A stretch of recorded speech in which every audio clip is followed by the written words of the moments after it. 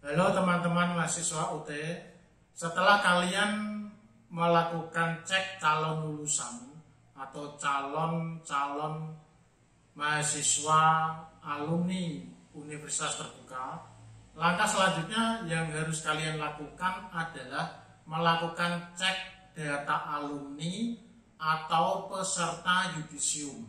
Nah, bagaimana caranya? Silakan ikuti video saya ini sampai selesai.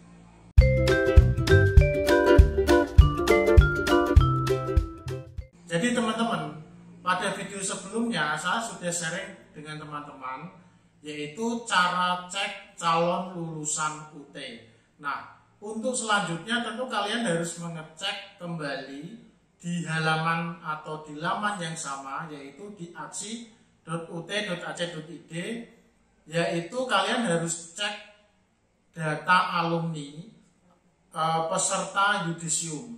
Artinya jika mahasiswa itu sudah dinyatakan lulus, tentu akan keluar SK Rektor dan tentu oleh mahasiswa secara umum ini disebut sudah teryudisium.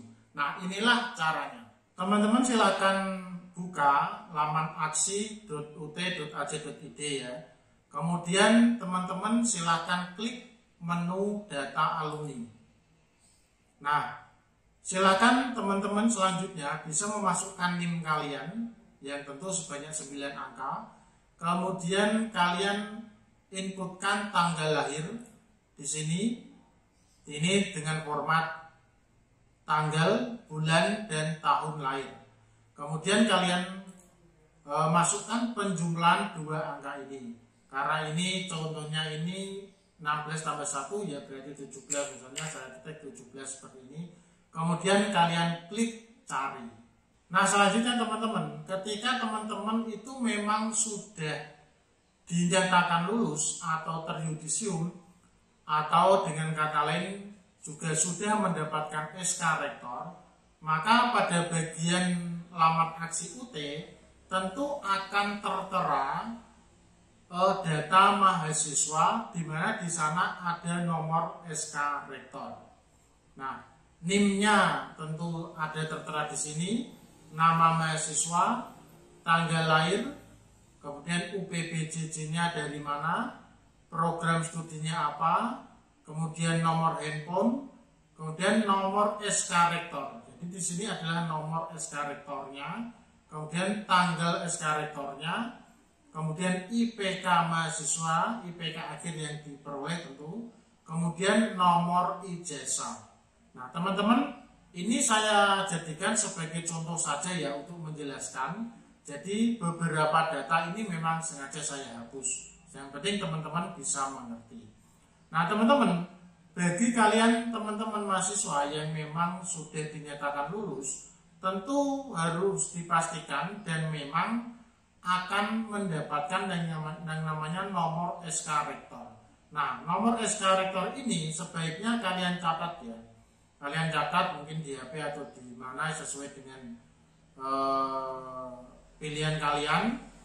Kemudian nomor ijazah ini juga boleh kalian catat. Ya, boleh kalian catat. Tujuannya agar nanti jika suatu saat dibutuhkan dengan cepat, dapat teman-teman peroleh dengan cepat pula. Nah, ini sangat penting.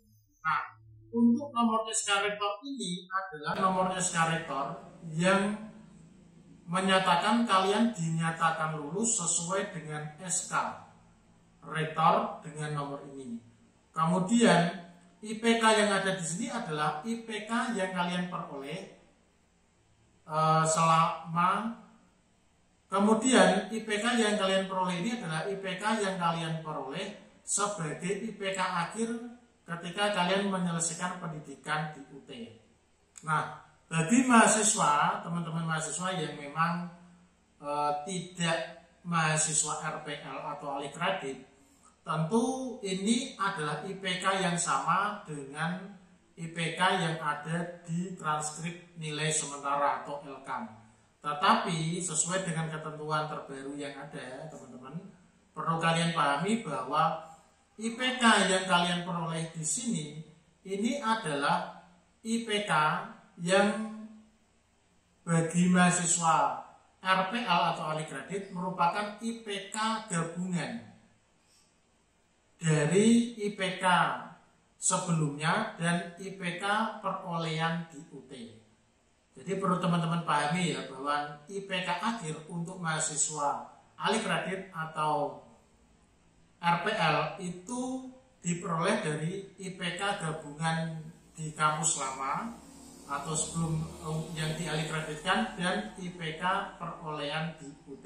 Itu harus teman-teman pahami. Nah, nomor ijazah jelas ini adalah nomor ijazah kalian. Nah, ini jelas memang sudah ada teman-teman. Ketika saat ini kalian melihat video ini dan di sini sudah tertera nomor ijazah. Kenapa demikian? Karena memang sebelum proses keluarnya SK Rektor ini untuk nomor ijazah, PIN penomoran ijazah nasional yang menjadi nomor ijazah nasional itu sudah diproses sebelumnya. Kalau dulu, teman-teman, dulu itu belum ada. Seperti kita cek data lulusan ini nomor ijazah belum ada karena prosesnya berbeda. Tetapi sekarang lebih baik karena prosesnya nomor ijazah itu sudah diproses, ya, sudah diproses sesuai dengan aturan yang ada.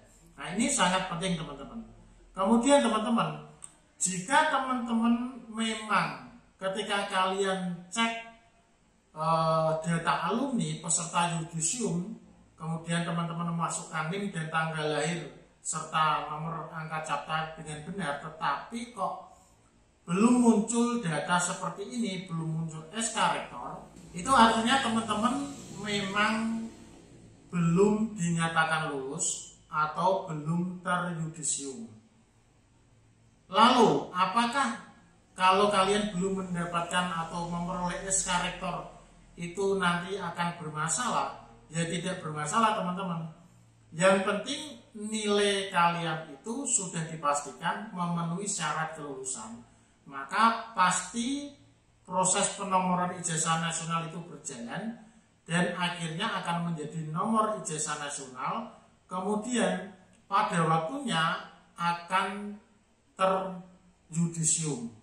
Nah, jika kalian mungkin berbarengan dengan teman-teman yang lain, kuliahnya bareng, mulainya bareng, kok keluarnya SK Rektor itu tidak bareng, itu sebetulnya tidak masalah sama sekali. Jadi karena proses yang ada, proses yang harus dilalui itu memerlukan waktu, maka mungkin saja tidak bareng keluar SK Rektornya, atau mungkin yudisiumnya tidak keluar bersama-sama. Mungkin seperti itu. Jadi pada prinsipnya tidak masalah. Ditunggu saja prosesnya. Teman-teman saya yakin akan pada saatnya nanti akan memperoleh SK Rektor, akan terjudisium sesuai dengan proses yang berjalan. Tetapi itu sebetulnya tidak salah. Yang penting ya, itu kalian pastikan bahwa nilai memenuhi syarat kelulusan. Jadi nilai keseluruhan memenuhi syarat kelulusan. Nah, kemudian teman-teman, silakan teman-teman perhatikan info yang saya ambil dari laman aksi sebagai berikut. Jadi infonya ini penting. Sesuai surat Permenristek Dikti nomor 59 tahun 2018 dan surat edaran Direktur Jenderal Kemendikbud RI nomor 7 tahun 2020, dengan ini disampaikan pengumuman lulusan akan dilakukan secara bertahap. Seperti yang sudah saya sampaikan sebelumnya teman-teman, jika mungkin kalian kok mempunyai teman yang kuliahnya bareng, ujiannya bareng, tapi kok lulusnya tidak bareng padahal sudah sama-sama memenuhi syarat kelulusan, itu tidak masalah. Yang penting sudah memenuhi syarat kelulusan nilainya. Nah, proses yudisium atau munculnya SK Rektor di mana sebelumnya ada proses PIN kemudian menjadi NIM, nah itu memang perlu proses yang memang memakan waktu. Jadi mahasiswa UT yang tentu saja jumlahnya banyak, itu prosesnya memang perlu waktu yang cukup. Kemudian pengumuman lulusan itu akan dilakukan secara bertahap. Ini sudah disampaikan oleh UT. Kemudian yang selanjutnya, pengumuman tahap berikutnya dilaksanakan setelah dilakukan penyesuaian data dengan pangkalan data dikti terkait pemenuhan persyaratan PIN atau penomoran ijazah nasional. Jadi pengumuman tahap berikutnya itu memang tetap dilaksanakan teman-teman. Dan ini disesuaikan memang dengan data dikti.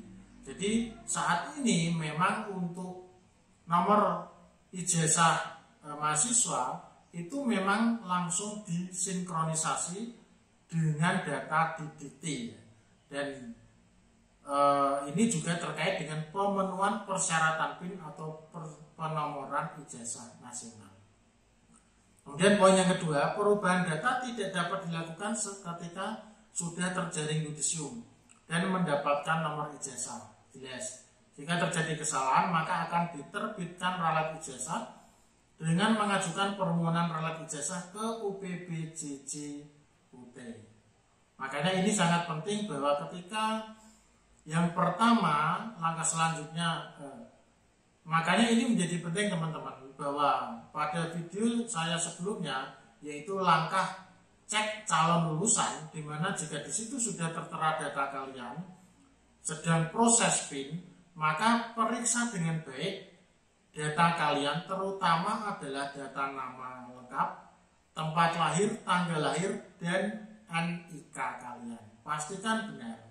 Kalau ada kesalahan, segera lakukan perubahan menghubungi UPBJJ UT. Begitu ya. Kemudian yang ketiga, perhitungan IPK total mahasiswa atau calon peserta yudisium masukkan RPL atau RI kredit seperti yang saya sampaikan sebelumnya, yaitu dihitung dari gabungan IPK asal, IPK saat pengusulan RPL atau RI kredit, dan IPK tempuh di UT yang berpotensi terhadap perubahan IPK akhir atau lulusan. Jadi IPK akhir bagi mahasiswa ahli kredit atau RPL itu merupakan gabungan IPK asal, yaitu IPK saat pengusulan ahli kredit dan IPK tempuh di UT. Jadi bagaimana teman-teman terkait dengan cek peserta yudisium ini? Nah, teman-teman yang mungkin kurang paham, silakan coret-coret di kolom komentar ya, agar kalian mengerti dan tidak salah paham atas langkah yang sebaiknya kalian pahami dan kalian lakukan. Jadi teman-teman tidak perlu bingung ya. Jadi yang penting jika nilai sudah dipastikan memenuhi syarat kelulusan, atau kalian sudah memastikan nilai kalian itu sudah benar-benar memenuhi syarat kelulusan, maka proses selanjutnya itu sebetulnya mudah sekali. Jadi tidak ada yang perlu dibingungkan.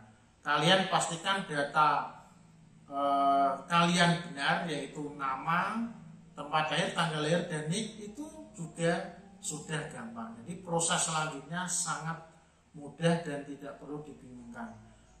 Terkait dengan waktu yudisium atau munculnya SK Rektor, terkait dengan kalian penetapan kelulusannya kapan, itu sesuai dengan proses yang berjalan. Jadi silakan teman-teman pahami apa yang saya sampaikan ini ya. Semoga apa yang saya sampaikan ini bisa bermanfaat untuk kalian. Silakan di-share. Oh ya, jika kalian ingin mendukung saya lebih lagi, teman-teman juga bisa klik super thanks atau terima kasih yang ada di bawah. Silakan kalian pilih berapa saja. Kalian juga bisa subscribe bagi yang belum, dan silakan kalian klik loncengnya serta kalian share video saya ke teman-teman yang lain. Semoga bermanfaat teman-teman, dan terima kasih.